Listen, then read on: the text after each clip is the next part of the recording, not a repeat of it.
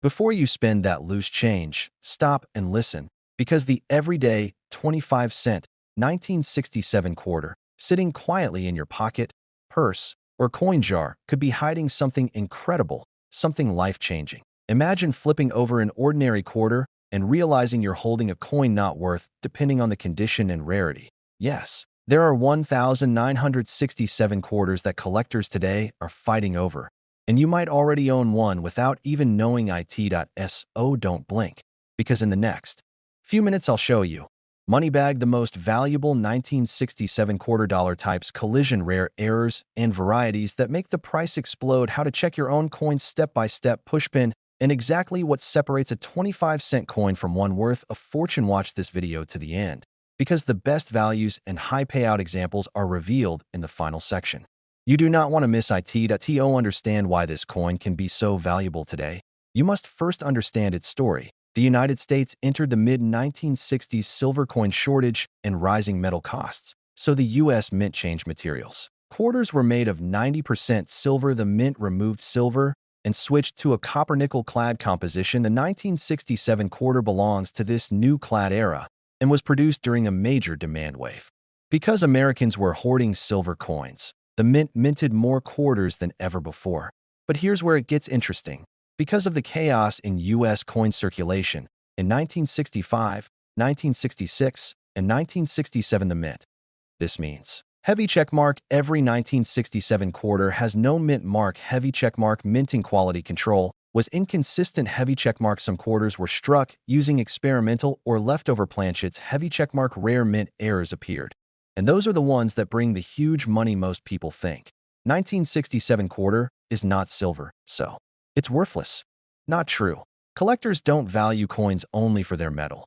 They value small blue diamond rarity, small blue diamond high condition, small blue diamond mint errors, small blue diamond special die varieties, and 1967 is one of the most famous error years in the Washington quarter series. Some 1967 quarter varieties and rare errors are so unique that collectors will pay hundreds, thousands, tens of thousands, and even six-figure prices for perfect or extraordinary examples. That let's break down how value happens. Most 1967 quarters are common because over 1.5 billion were minted.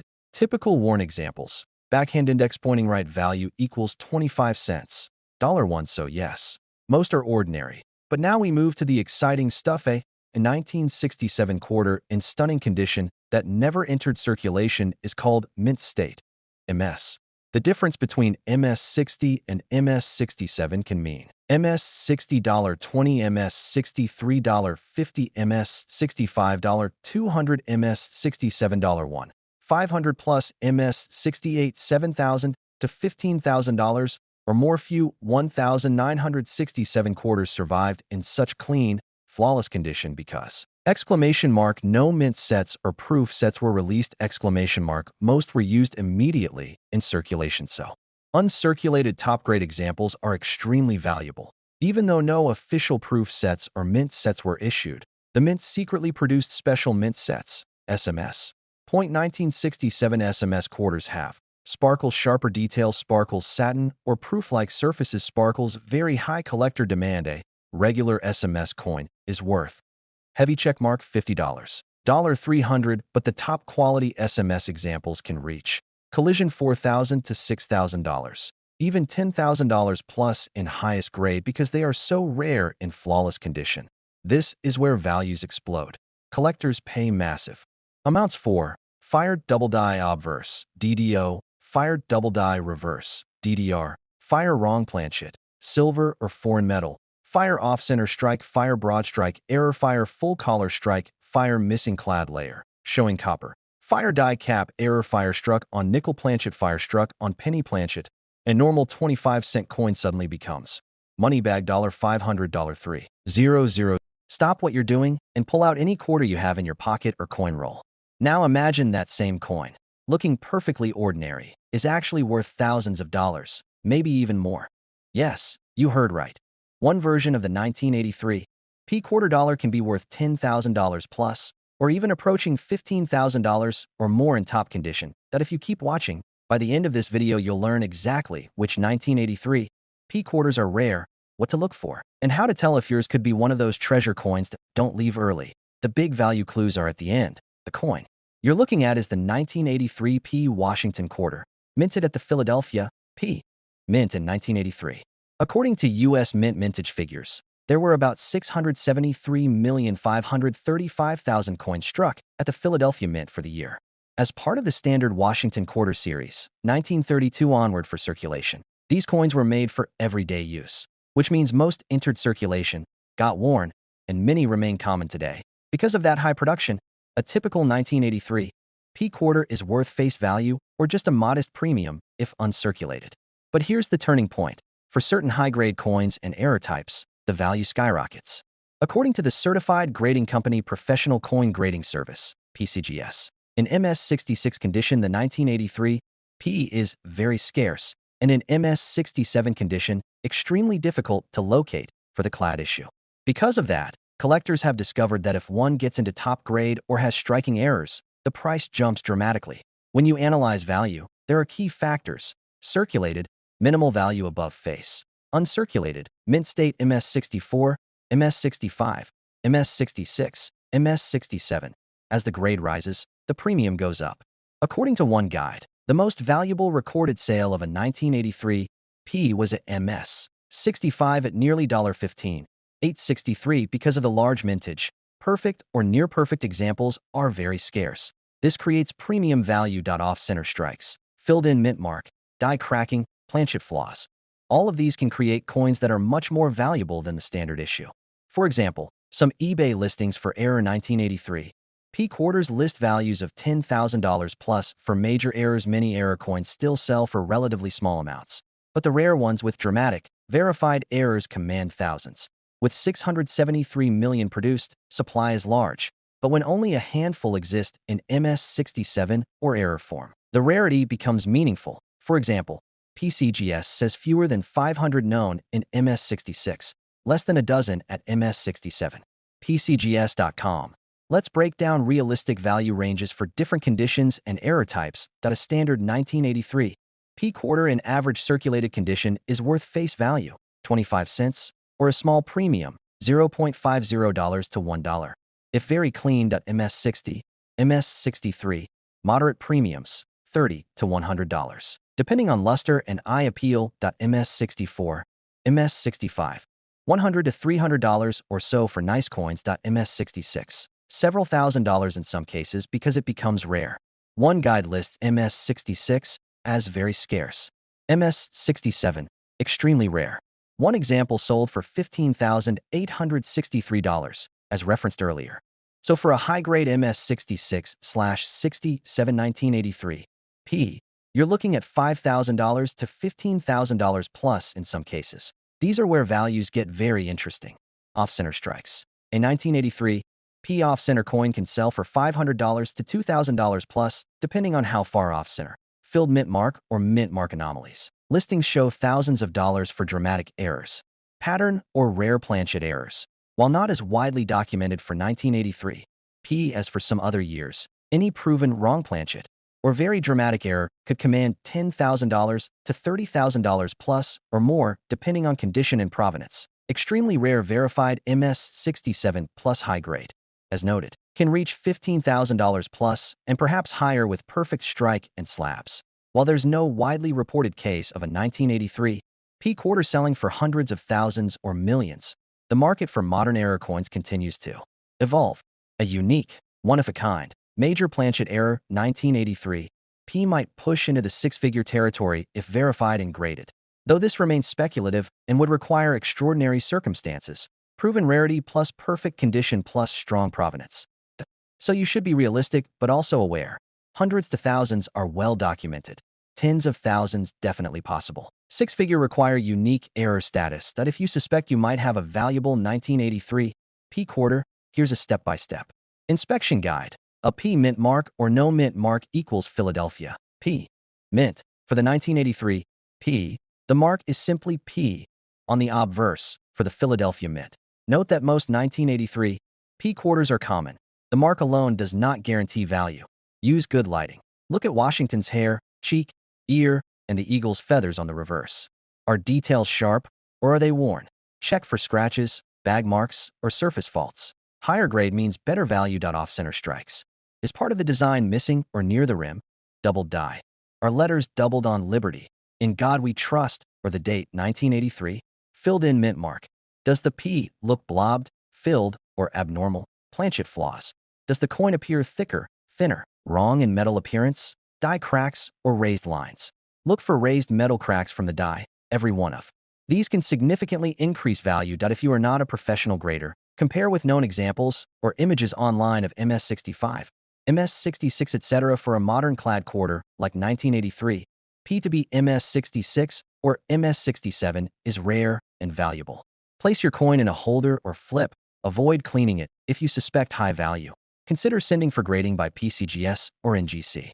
Slab coins always sell better. A guide lists the standout performer as a 1983 PMS65 that sold for $15,863.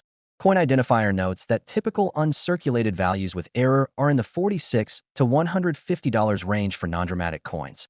Imagine reaching into your pocket change and finding a quarter worth hundreds, thousands, or even millions of dollars. That's not a fantasy, it's a real possibility if that coin happens to be a 1965-era Washington quarter dollar. What looks like just another piece of everyday pocket change could actually be one of the rarest treasures ever struck by the U.S. Mint today.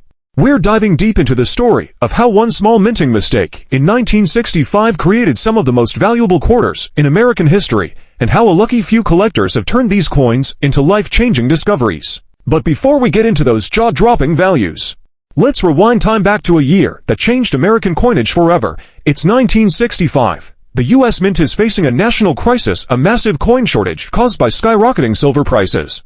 People were hoarding silver coins, melting them down for profit, and the U.S. Treasury had to act fast. So, they made a historic decision. Starting that year, quarters would no longer be made of 90% silver. Instead, they switched to a copper-nickel clad composition, a copper core sandwiched between two layers of nickel. This change was meant to be smooth. But as with any major transition, mistakes happened, and those mistakes turned into hidden treasures for sharp-eyed collectors, during this chaotic switch from silver to clad blankets. Some leftover 1960 for silver blanks accidentally found their way into the presses meant for the new 1965 quarters. The result, a handful of 1965 Washington quarters that were struck on 90% silver blankets coins that technically shouldn't exist. And when you find something that shouldn't exist, collectors go absolutely wild. So how rare are these silver 1965 quarters? Extremely rare. Only a few verified examples are known, and each one commands an astonishing price. One such coin sold for over $7,000, while another in pristine condition fetched nearly $10,000 at auction. But that's just the beginning. Certain minting errors from this same year have reached jaw-dropping figures in the hundreds of thousands, even crossing into million-dollar territory, depending on the condition, error type, and historical importance. To understand why, we need to look closer at how these coins came to be. When the U.S. Mint made the transition in 1965, they stopped stamping mint marks on quarters. So, whether a coin came from Philadelphia, Denver, or San Francisco, it bore no identifying mark. That was meant to discourage hoarding, but it also made it much harder to trace where certain rare errors originated. Some collectors suspect that a few 1965 silver quarters were struck at the Denver Mint using leftover 196 for duplicates. Others might have been made in Philadelphia by accident when silver blanks were mixed with the new clad stock. Take, for instance, the double die obverse error, where the coin's design was impressed twice onto the die, creating a ghostly doubling effect on some 1965 quarters. You can see this doubling in the word Liberty, or the motto depending on how dramatic the doubling is, and the coin's condition. These errors can fetch anywhere from $3,000 to over $5,000. Then there's the off-center strike, where the coin's image is shifted noticeably to one side.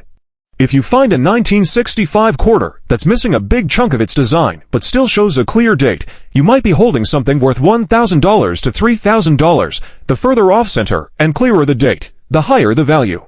Another fascinating variety is the broad strike error coin that's been struck without its retaining collar, causing the edges to spread out like a pancake. A broad struck 1965 quarter can easily bring in $500 or more, and if it's in mint state condition, that number can double. But by far, the most famous and valuable 1965 errors are those that involve wrong blankets coins, struck on metal blanks intended for other denominations. For example, A 1965 quarter struck on a dime planchette, which is smaller and silver-colored, can sell for between $2,000 and $5,000. There are even rarer cases where a 1965 quarter was struck on a foreign planchette blanks, meant for coins from other countries, that were accidentally mixed into U.S. production. These unusual pieces can command astronomical prices, especially when authenticated by major grading services like PCGS or NGC. Perhaps the most legendary example, though, is the 1965 quarter struck on a 90% silver planchette, the so-called silver transition error. Only a handful of these coins are known to exist, and each one has become a collector's dream. The combination of historical importance, rarity, and the unmistakable silver shine make these coins irresistible. Some have sold for $7,000 to $10,000. While high-grade examples certified by PCGS or NGC can bring $20,000 to $50,000, and let's not forget there's always the possibility that an unrecognized specimen, sitting unnoticed in someone's coin jar or pocket change, could someday sell for hundreds of thousands, even millions. It's not impossible, it's happened before. Just imagine one small coin, sitting in circulation for decades, suddenly discovered to be a historic mint error worth more than a luxury car, a house, or even a fortune. So, how can you tell if your 1965 Washington quarter is one of these rare and valuable types? Here's what collectors look for first. Check the weight. A regular clad 1965 quarter should weigh about 5.67 grams, while the silver transitional error weighs closer to 6.25 grams, the same as pre-1965 silver quarters. If you have a digital scale and your coin tips closer to 6.25 grams, that's a huge red flag in a good way. Next, look at the color and shine. Clad quarters have a distinct copper-colored edge, visible when you look at the coin side. But silver quarters, they're solid white all the way through.